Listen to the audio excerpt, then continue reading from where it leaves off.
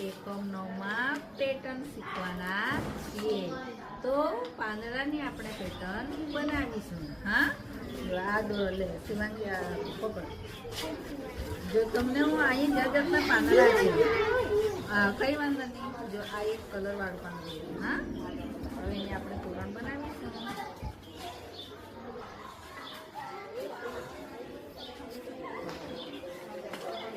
એક પાંદડું મૂક્યું લાંબુ કલર વાળો, બીજું લીલું મૂકીશું.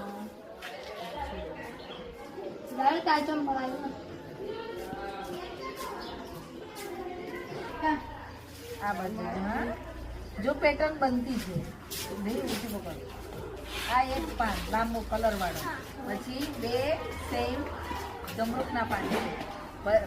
હા, પછી આ 3 પાંદડા વાળા 3 છે. સમજ પડી? પેટર્ન બનવા લઈ ગઈ ને. આ 2 સેમ, આ 3 સેમ સરખા છે. હવે આપણે આગળ જોઈએ. જો આપણે હવે લાલ પીળા પાંદડા મૂકી કરીએ.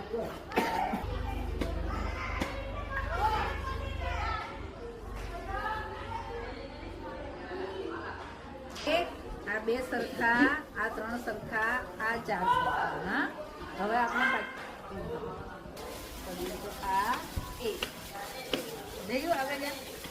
આવે એક, આ 2, આ 3, આ 4, ફરી પાછું એક પાંદડું આવ્યું ને. હવે આપણે પેલા જેવા બીજા પાંદડા લઈએ.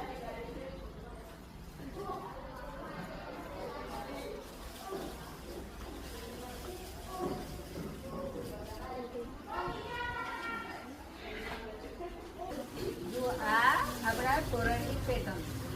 હા, આ પાંદડું 1, આ 2, આ 3 ઝુમકા વાળા 3, પછી આ 4 સરખા, ફરી પાછું એક નીકળી ગયો. ફરી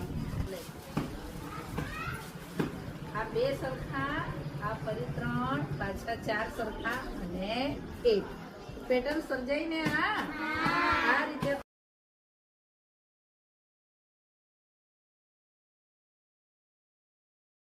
પાંદડું, 2 પાંદડું, 3 પાંદડું, 4 પાંદડું, 5 પાંદડું, 6 પાંદડું, 7 પાંદડું, 8 પાંદડું, 9 પાંદડું, 10 પાંદડું.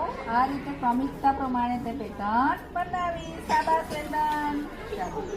મારી પેટર્ન કઈ રીતે બની છે કહેતા. હા,